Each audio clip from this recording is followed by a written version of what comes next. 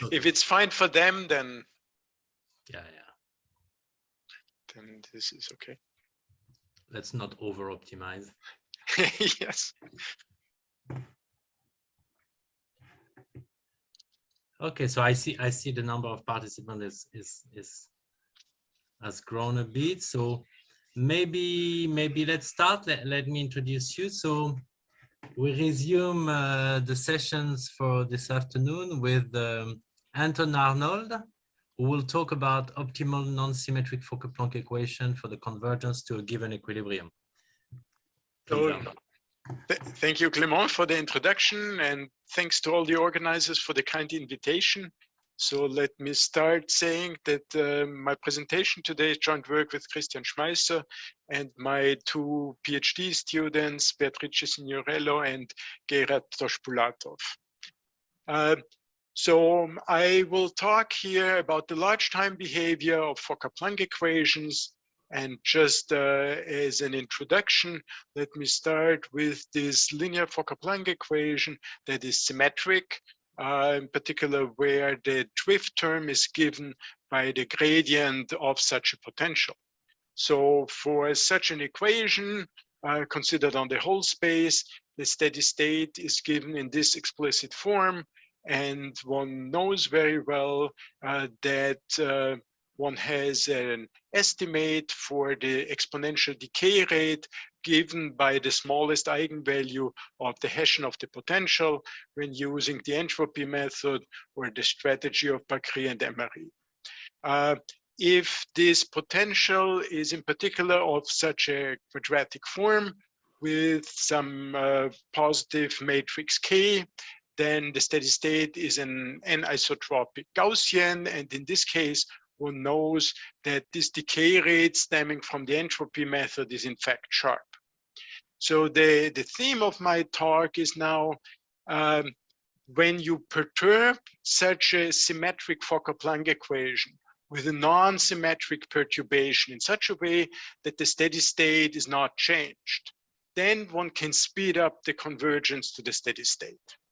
And therefore, in fact, the goal of my talk will be to find such perturbations and to construct them such that you optimize the decay estimate to the steady state. So here on the left-hand side, we see the difference of the solution at time t to the steady state in the appropriate weighted L2 space. And here is the exponential decay function, and it should be optimized in the following order. First, maximize the exponential decay rate lambda, and then secondly, minimize this multiplicative constant c, which is larger or equal to 1. I should just briefly mention where such questions stem from. It has a background in stochastic applications, where people want to compute expectations with respect to a given measure, typically in very high dimensions. And one way then to compute such expectations would be construct an ergodic Markov process. And for the efficiency of such computations, they want as fast as possible a convergence to that steady state measure. But I should say this is just the background motivation. I will focus here on the PDE aspect of this question. Here's the outline of my talk. The first part of the talk will be concerned with the main tool that I'm going to use for this analysis. And in this part, I will consider Fokker-Planck equations with linear drift terms. And I want to characterize or compute exactly the norm of the propagator. Then in the second part, I will come to this question of optimizing the decay estimate. And there I will construct such best Fokker-Planck equations.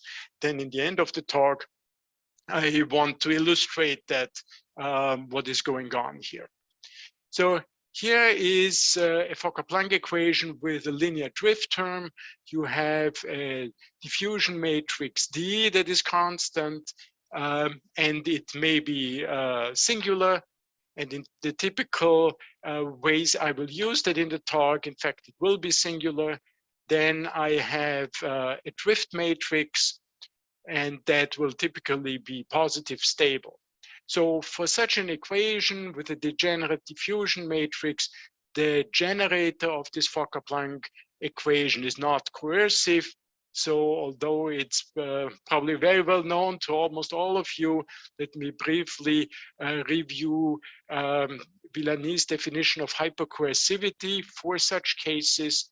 So if you consider such an operator on a Hilbert space H and denote with curly K the kernel of this operator, then consider a second, a smaller Hilbert space that is embedded into the orthogonal of this kernel.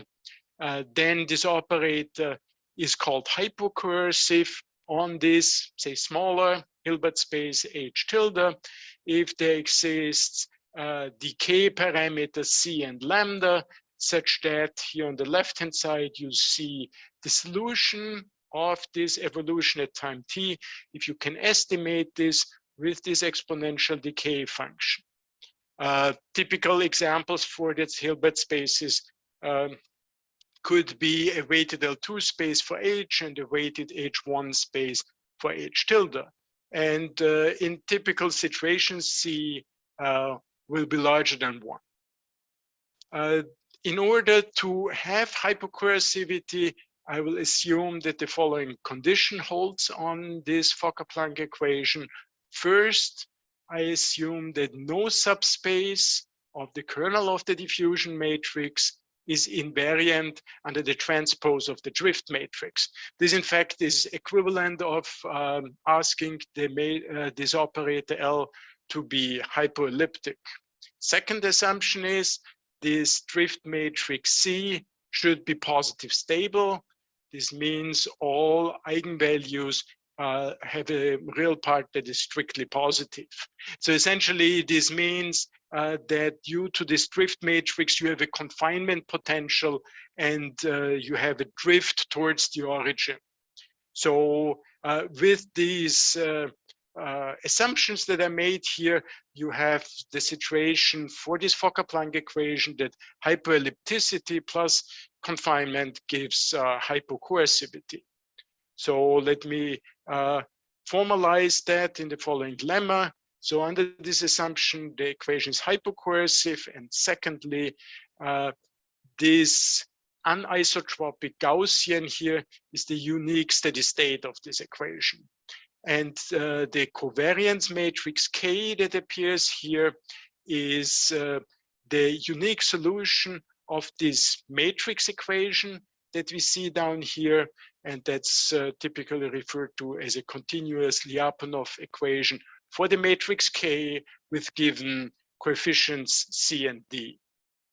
As a first step, now that we know the steady state and the covariance matrix, I want to normalize this Fokker-Planck equation. So here's the original Fokker-Planck equation that I started from. I introduced this coordinate transformation with the square root of the matrix K, and I switched to a new variable G, depending on the variable Y. And then the transformed Fokker-Planck equation has this form here. It has the same structure as our original Fokker-Planck equation, but several advantages that I'll get to.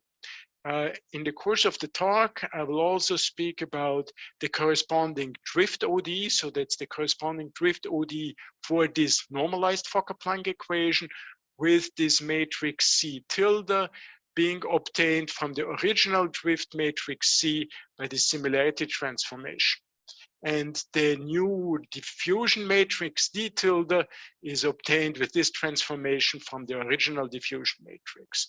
So if you check out these transformations, one can realize very easily that the new drift and diffusion matrices are related. In fact, the drift matrix is now the symmetric part of the drift the new diffusion matrix is the symmetric part of the new drift matrix.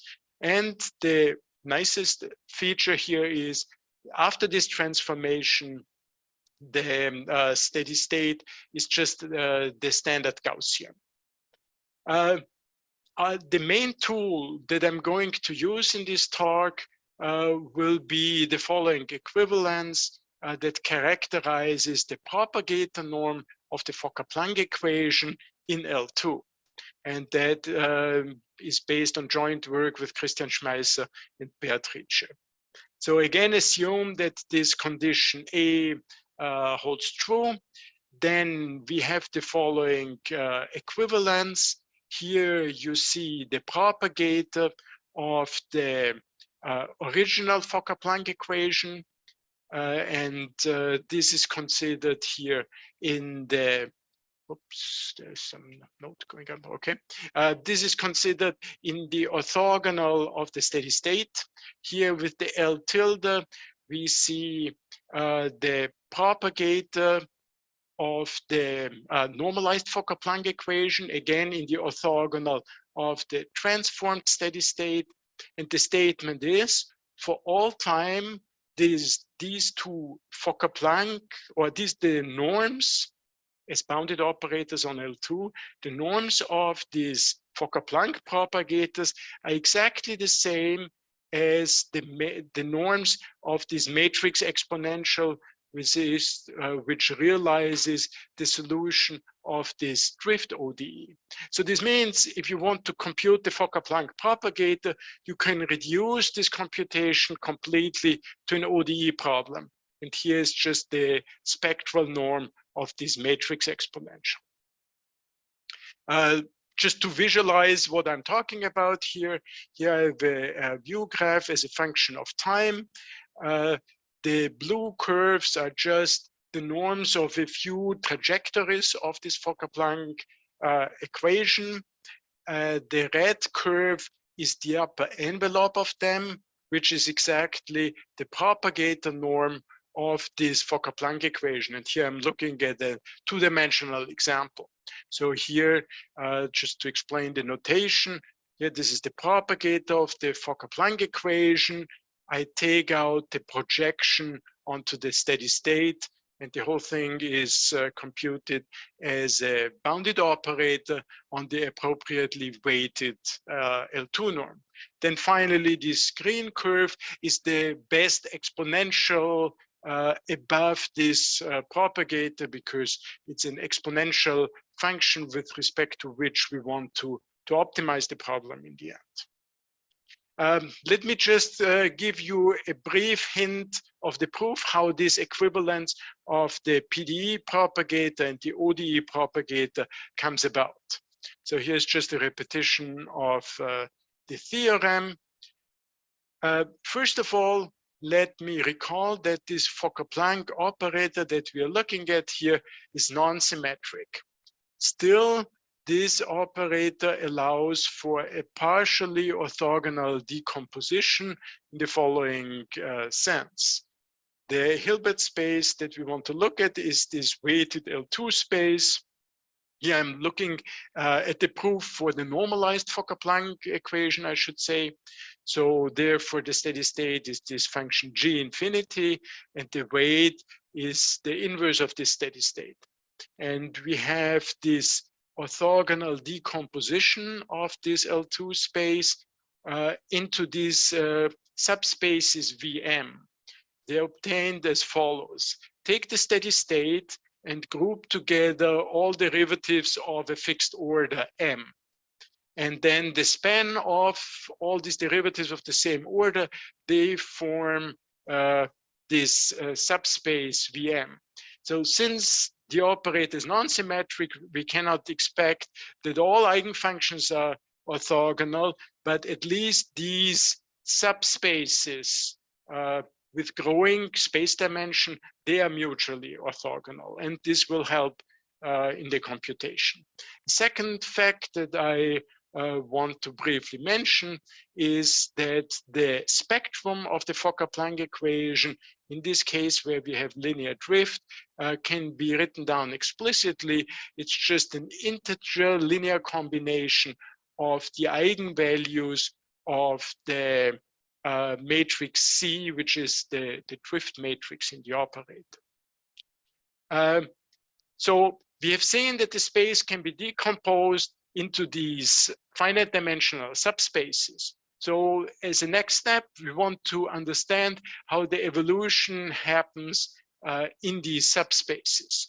So with D with the lower index alpha, I denote the coefficients of all these eigenfunctions G alpha. So we want to write down the ODEs, if you like, for these coefficients. And I look here for the presentation only at the two-dimensional case. So for the first subspace with the index m equal 1, so we have the two derivatives in the first and into the second direction.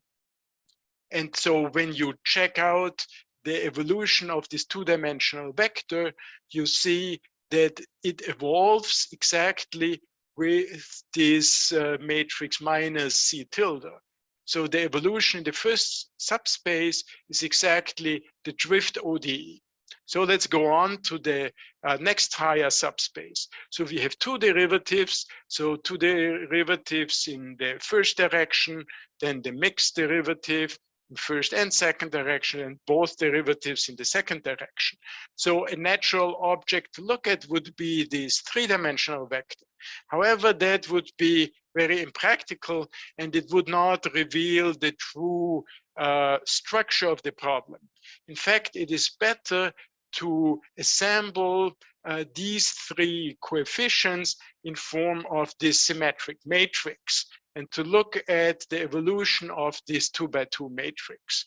And then one finds that the evolution of this 2x2 matrix is given as such, where you first pre-multiply this matrix with this drift matrix C tilde, and then post-multiply it with the transpose of C tilde. And then, of course, you go to the generic case of arbitrary M, and again, you follow the pattern from before. You assemble all the coefficients now as a symmetric tensor of the order M, and you find that the time evolution of this tensor is given as follows. Take this tensor, multiply it with this matrix C tilde, that's just a 2x2 matrix, in the following sense that you multiply it onto the first index of the tensor. And then you take the symmetrization of this resulting product. And then that's the evolution of this tensor. So what we see here is at each level of the subspace, the evolution is just governed by a tensored version of this very one ODE. So just as a remark, how one can sum up the situation is that the evolution of this Fokker-Planck equation is in fact just, or can be seen as the second quantization of the bosonic Fock space in R2. So now, as a last step to close this proof, if you want to estimate the time evolution of these tensors, it is practical to use a rank 1 decomposition of these symmetric tensors. So here is one of these tensors of order M. Here is a decomposition into rank 1 tensors. So you take just the vector Vk, and you tensor it m times, and this mu k is just a real coefficient. The smallest number of these rank 1 tensors that you have to use is often referred to as the symmetric rank of this tensor that you want to decompose. So the following lemma now tells us that this decomposition is stable under the evolution in the following sense, that if you decompose your initial condition at time 0, then the time evolution keeps exactly the same structure of the evolution, and you only have to evolve these vectors vk again according to this drift ODE. Now, if you want to close this proof, you use that these different subspaces are orthogonal and that the decay behavior of the Fokker-Planck equation is just determined by the decay in the first subspace, because there the decay is the slowest. And it's exactly in the first subspace where the evolution is determined by the drift ODE. And therefore, the equivalence between this propagator norm and the matrix exponential of the drift ODE comes about. So now let me come to the main talk, main part of the talk, and the main question. That's the construction of the Fokker-Planck equation, the non-symmetric Fokker-Planck equation that shows the fastest decay. So I start with a given steady state where the covariance matrix K is prescribed. And the goal is now we want to find the Fokker-Planck equation of this form that decays the fastest. So this means we have to find this matrix D and define the matrix C. So D, of course, positive semi-definite, and the matrix C positive stable, in order to have hypocoercivity, as I mentioned before. So let me just fix the set of admissible matrices that can appear here. So as I said, D must be positive semi-definite. Of course, we want that this Gaussian is a steady state for this operator. And then we have an additional condition here, this upper bound for the trace of the diffusion matrix. That's important because if you don't put that, you could have in your Fokker-Planck equation arbitrarily high decay rates, and then the whole optimization would be pointless. This set of admissible matrices was already characterized in a previous work due to Gaussian and Montmarché, and they found that it can be characterized as follows. So any diffusion matrix, positive semi-definite with an upper bound on the trace.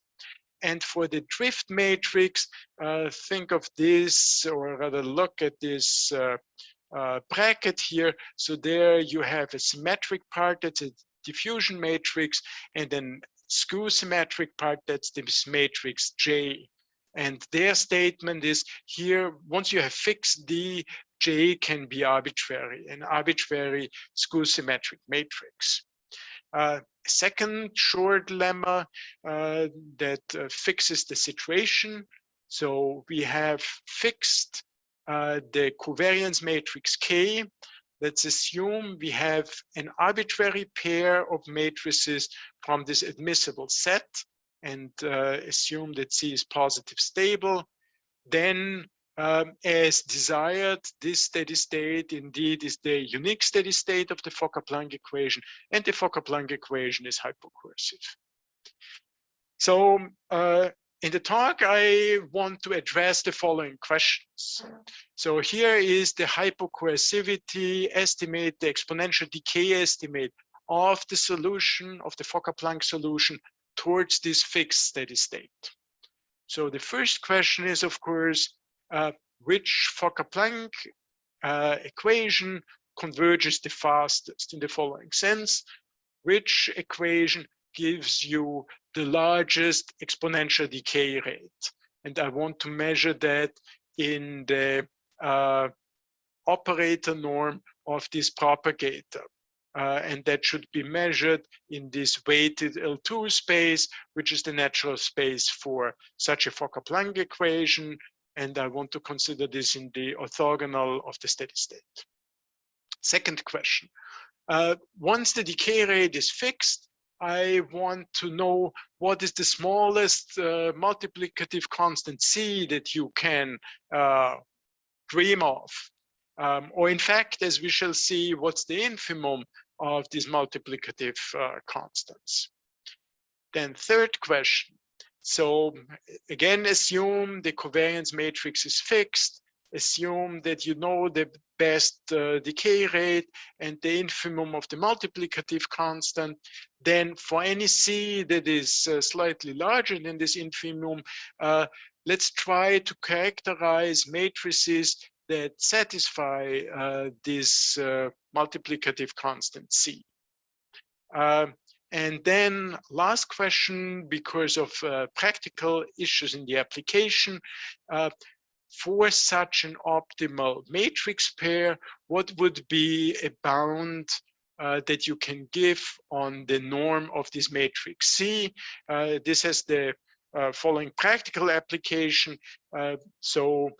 When you want to construct such a Markov process, this should in the end be realized in a numerical procedure.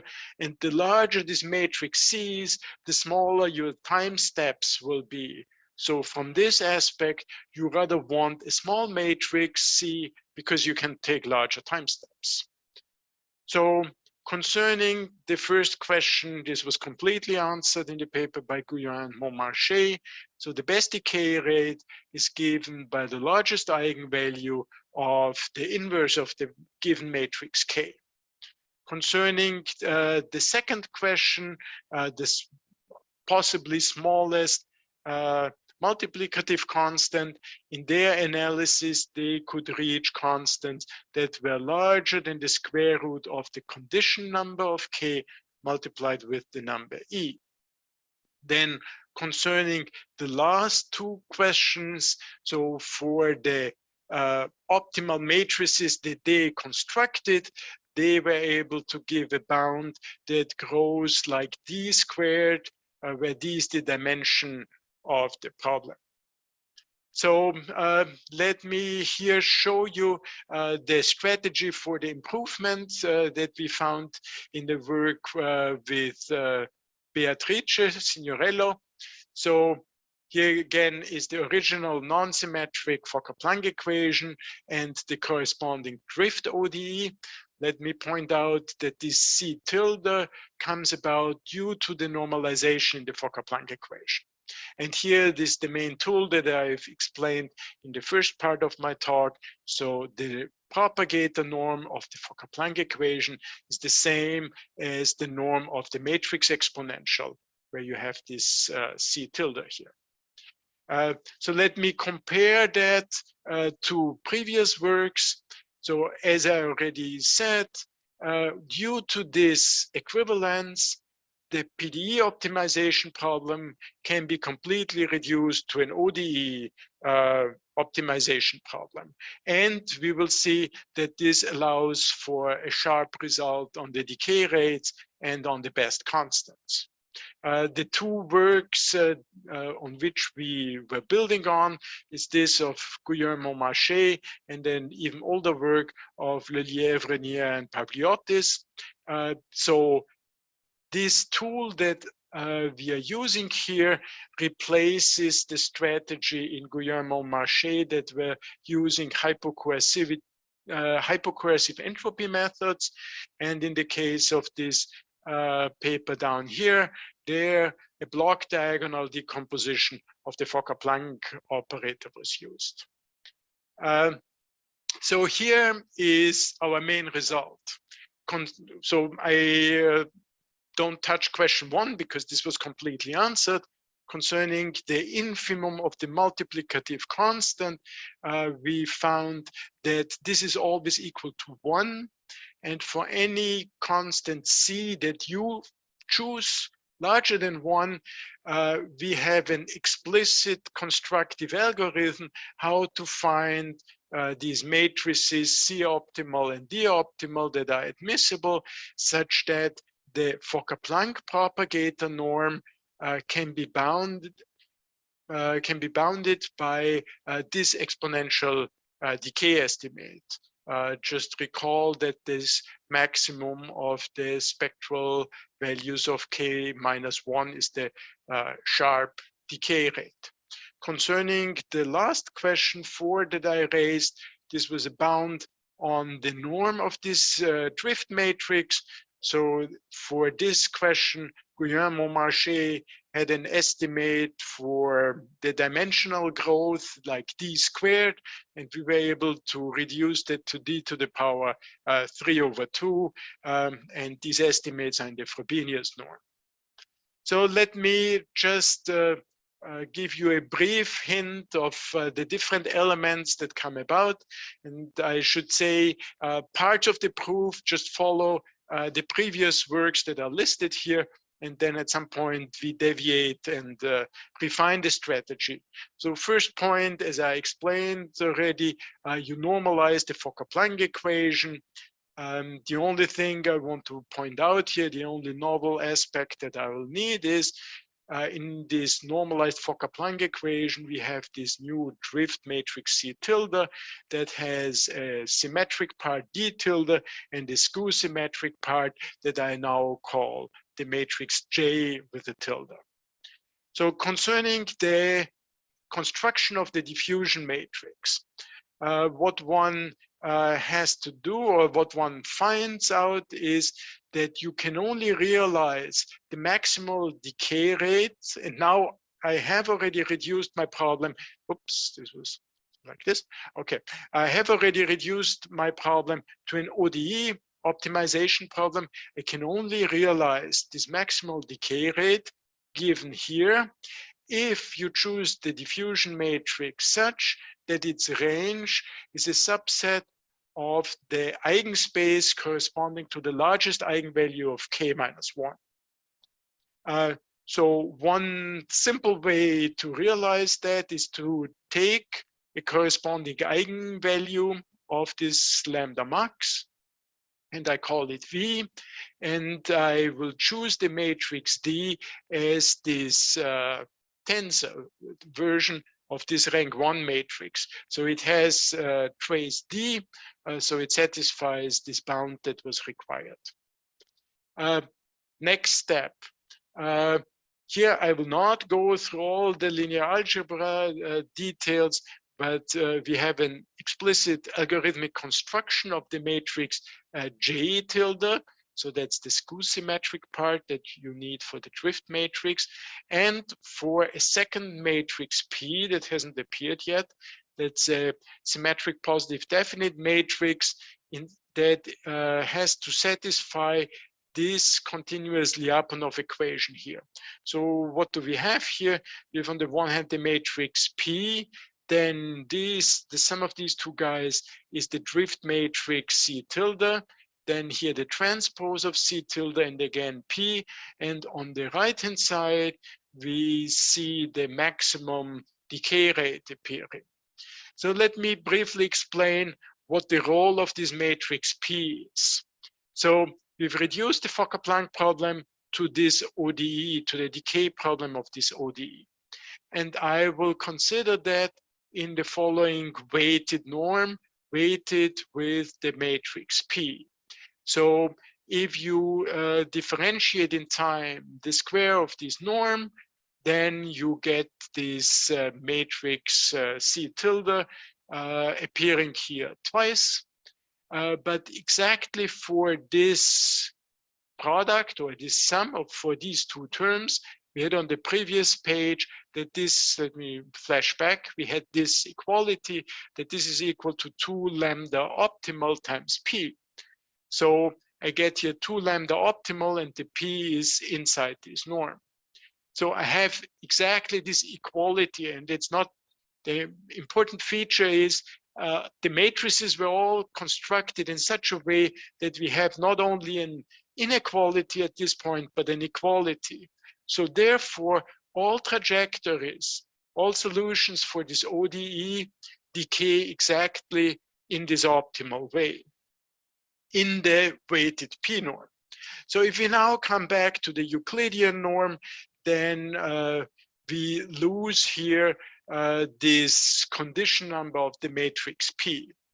But if one goes through the details of the construction of this matrix P, one sees that the condition number can be fixed arbitrarily close to 1 if one has a good choice for this matrix C tilde. Again, I will not be more precise than that. Let me just add 2 remarks at this point. So this optimal pair of coefficients in the Fokker-Planck equation is not unique.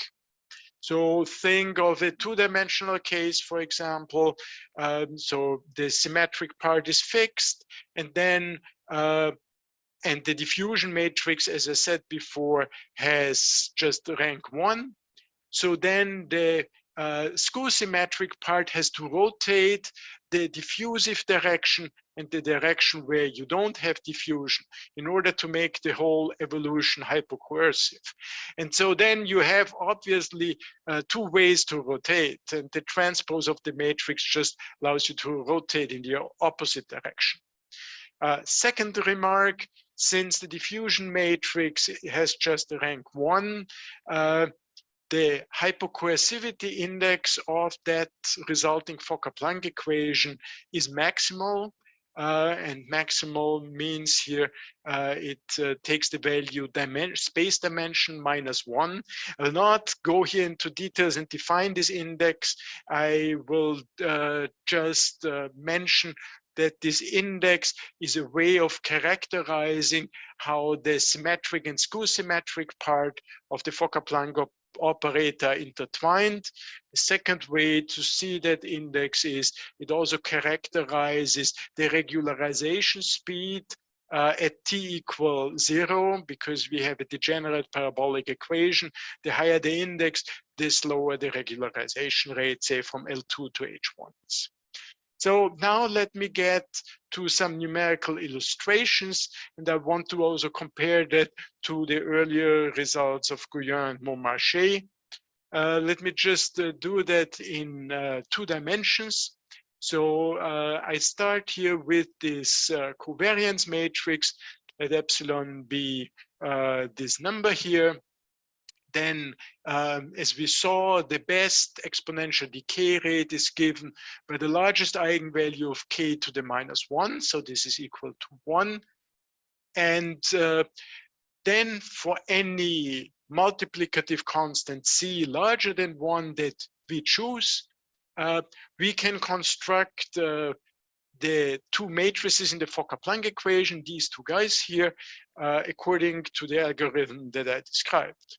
So in this example here, the optimal diffusion matrix is this matrix here, and the optimal corresponding or n-optimal corresponding drift matrix is of this form, where this number mu is given as such. And here is the corresponding matrix after normalization.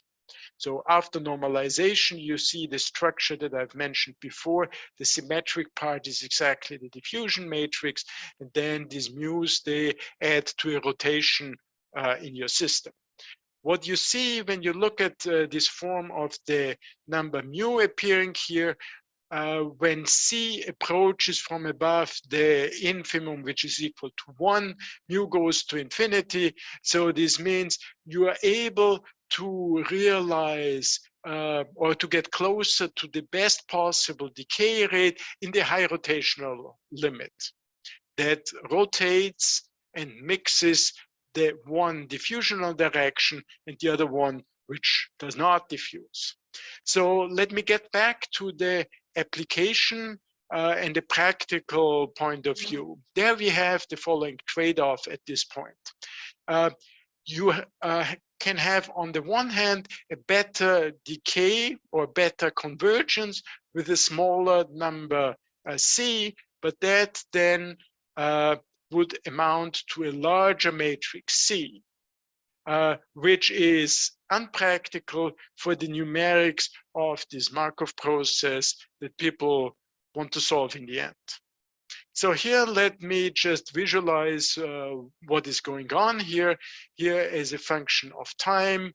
I'm plotting on this here vertical axis is logarithmical, and I'm showing here this exponential decay estimate. So I've already fixed the maximum decay rate, which is equal to 1 in this example. And then we can choose the multiplicative constant close to 1 that we want to see. So for example, let's look at the constant c equal 3. Then this dashed line here on this semi-logarithmic plot is exactly this exponential function here. And this solid red line that you see here is then the exact propagator norm of the Fokker-Planck equation here on the left-hand side, which is equal to the matrix exponential norm for the corresponding drift ODE. And then if you choose smaller constants, then here you get this blue or this green curve. So you lower your decay estimate, and this black line would correspond to c equal 1, which is the high rotational limit. So let me compare that to results by Gaussian and Montmarché. Here for a chosen value of c square root to 2. In both cases, in our work and in their work, the diffusion matrix is the same. We obtain this drift matrix, they obtain such a drift matrix. The difference is that the rotational part is smaller here, and or it's as small as needed here to reach this multiplicative constant. Since their result is not sharp, they need to put in a higher rotation, which may result in smaller numerical time steps in order to guarantee to stay below this constant. So let me just show this on the plot. Here, this dashed line again is a function of time, and here logarithmic axis. This dashed line is the exponential decay function with this constant c. The blue curve is the Fokker-Planck propagator norm with the matrix that we constructed.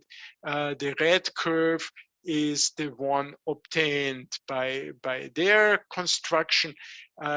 So in this case, the fact that their curve is below our curve doesn't mean that it's better, because what you actually would like to have is you would want to stay as close as possible and even touch the rate that you, or the multiplicative constant that you prescribed.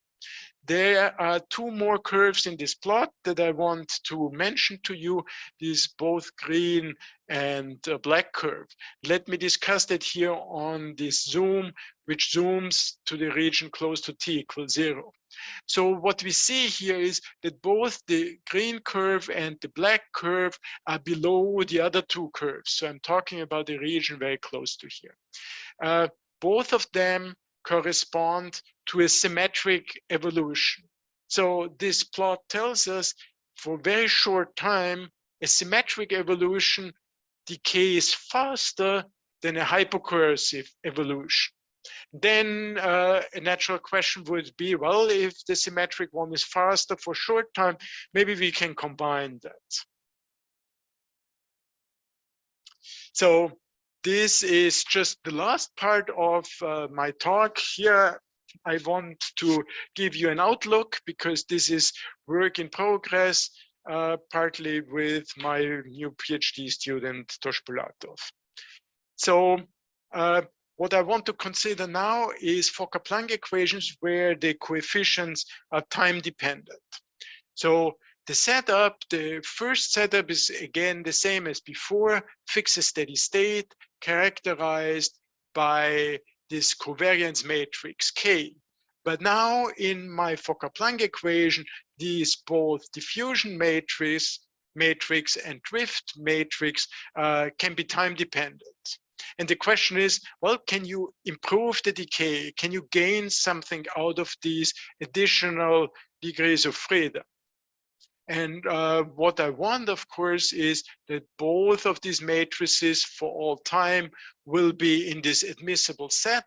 So this means that the Fokker-Planck equation with frozen coefficients, with frozen times t, always have to have the same steady state to which I want to converge to.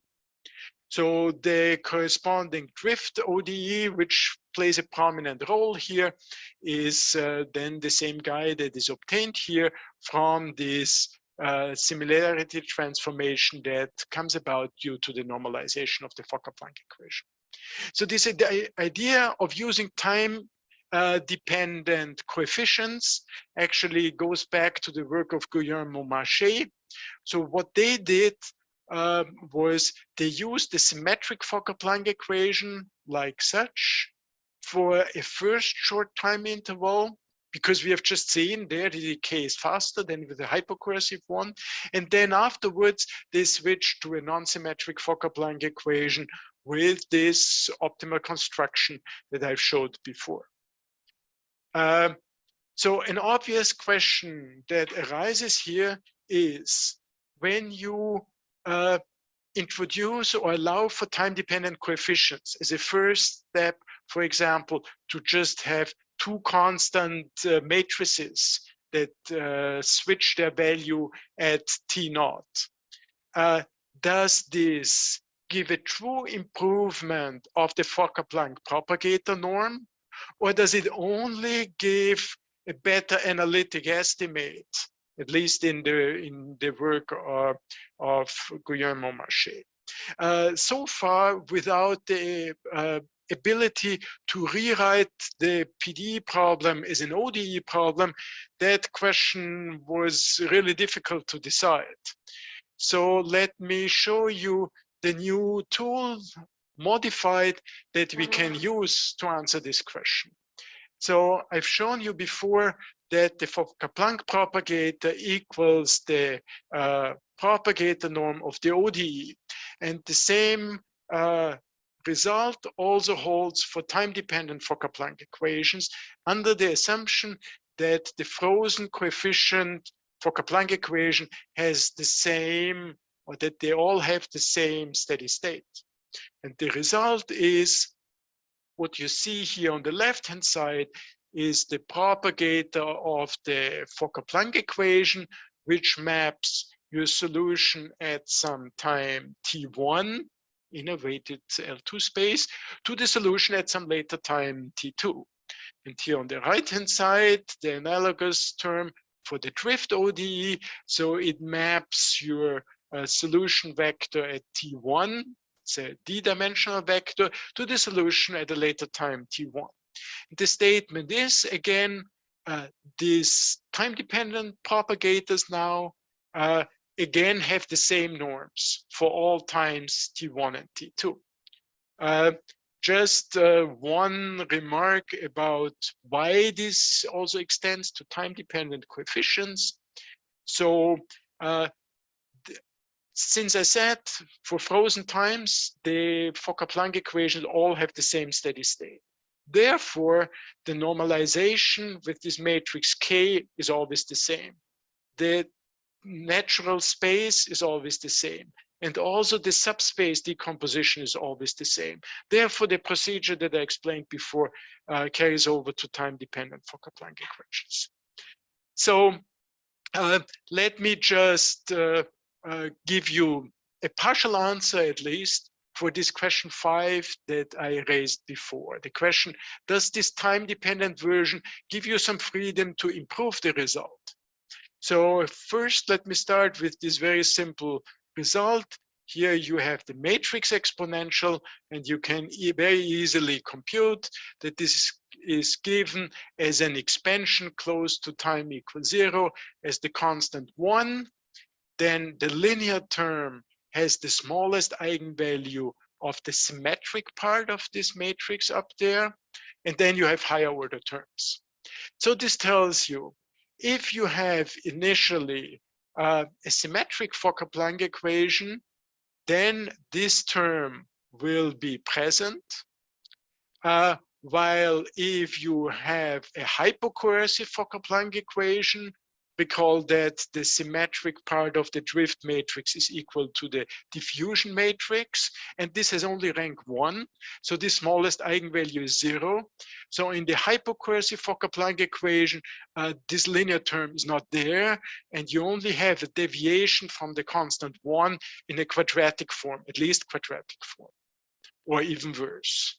So this makes it clear that initially a symmetric evolution decays faster than a hypocursive one. But, and this is now the key result, the surprising result, it backfires later in the following sense.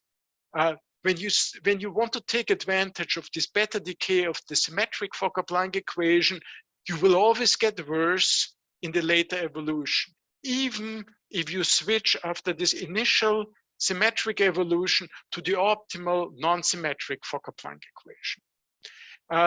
I look at again at the same example I've shown you before, and I should tell you here, at the moment, since this is work in progress, I only give you numerical evidence. The proof is not finished yet.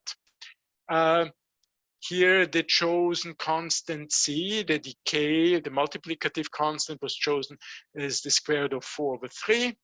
And in this plot here, let me look first at the red curve, which is the reference case. So for this constant, the best drift matrix is given by this matrix here, with the rotational terms given by 7 and -7. For used as a constant evolution or constant matrix for all time without using the time dependence or possible time dependence. So this dashed red line is again the exponential decay estimate that you prescribed. And this fat red curve is just as in the plots before, the one that you obtain with this one fixed matrix.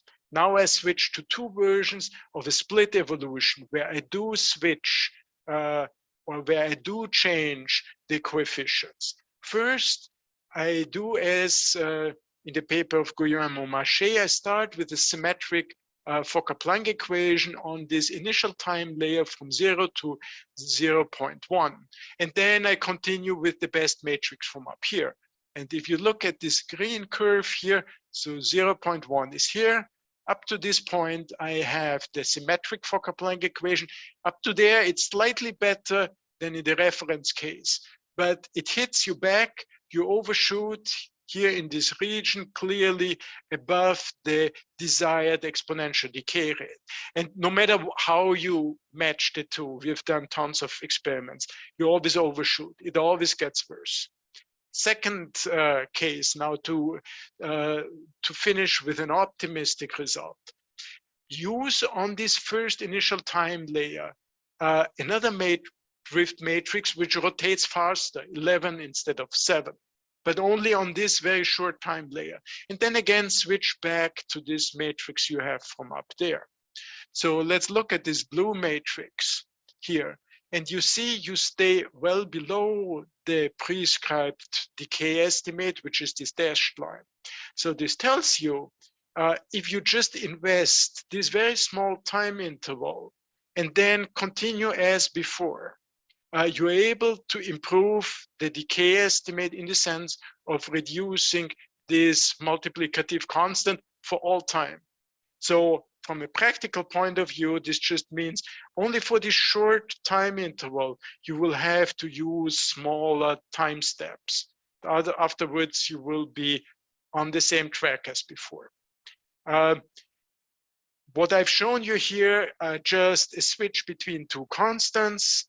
An open question is, of course, what would be the best truly time-dependent constants, C of t and diffusion matrix. So let me just conclude. I've constructed Fokker-Planck equations with linear drift that show optimal decay. The main tool I've exploited here was the equivalence of the propagator norms for the Fokker-Planck equation and the drift ODE.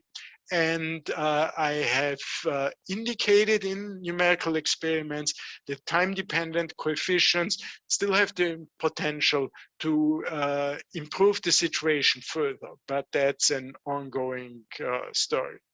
So here two references. This story about the propagator norm is included in this joint work with Christian Schmeisser and Bea Signorello, and the story about the optimal decay rates for Fokker-Planck in this work with Beatrice Signorello. Thank you for your attention. Thank you, Anton.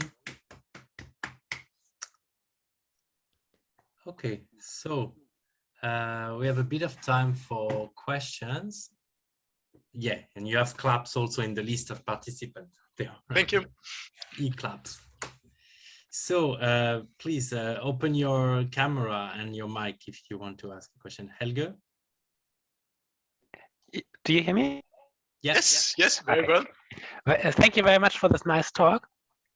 And I was just had one question when you motivated your original question, that you said you imposed the restriction that the trace of the diffusion matrix is bounded by some constant to get a well-posed problem. But I mean, naively, you could ask yourself, is the trace the right norm? So you could maybe take the some L2 norm of the eigenvalues. Oh, yes, as yes. a constraint. Yes, in this whole problem, you have lots of freedoms to adjust your problem. So this is just one way of fixing an upper bound on the diffusion matrix. And here we just followed for being able to compare the results to the previous literature. And so we just followed their choice. But you're right, you would have other choices as well. But would you think that your method is robust enough to handle this kind of cases? I've not tried. So therefore, it would be a speculation. So the method or the modification of the method that we came about compared to the previous two papers that I cited has lots of modules that are interlaced. So as a first place, one would have to check if one finds a characterization, an explicit characterization of the admissible matrices. This would be the starting point. For the remaining parts, I would be positive that the linear algebra can be adapted to that, but I've not tried. This is speculation. But let me ask back, since you proposed the L2 norm, would you have a typical situation in mind where such a modified normalization or restriction would be more convenient? I mean, I would just expect if you'd say more take the L2 norm of the entropy norm from some unknown vector. In the L1 norm, you have this case that you just concentrate everything on the direction where you have the highest decay. Yes.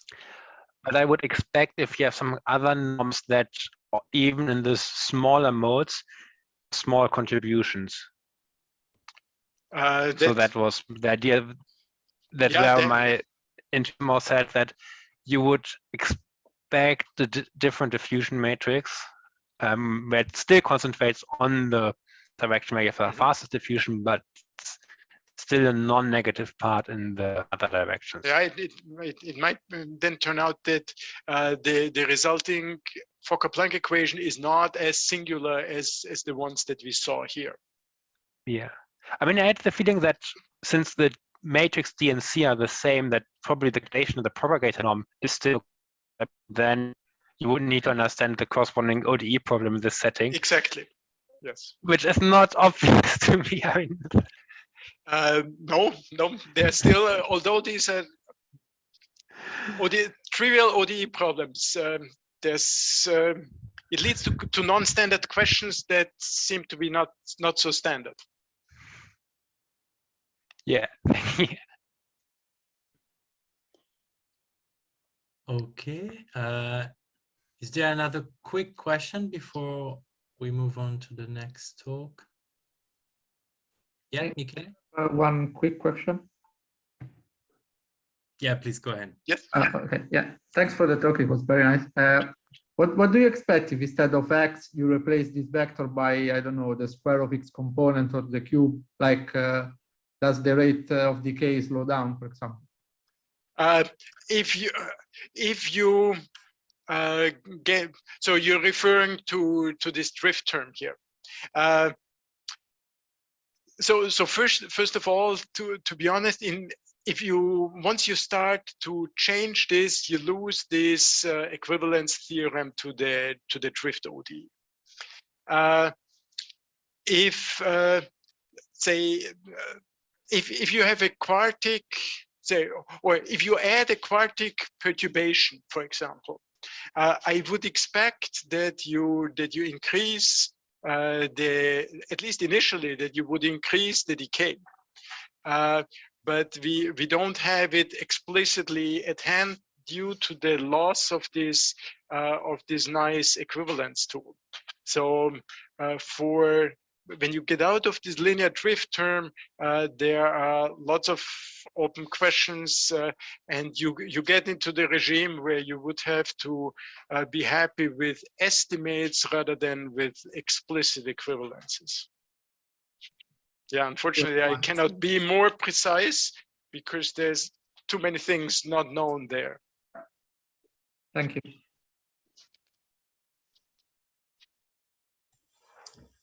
Okay, so let's thank Anton again, and maybe we can, if you can, yeah, stop your sharing, Anton, and maybe Zaire, you can share your slides. We'll just do a couple of minutes if anyone needs to have a very short break and giving the time to test your setting.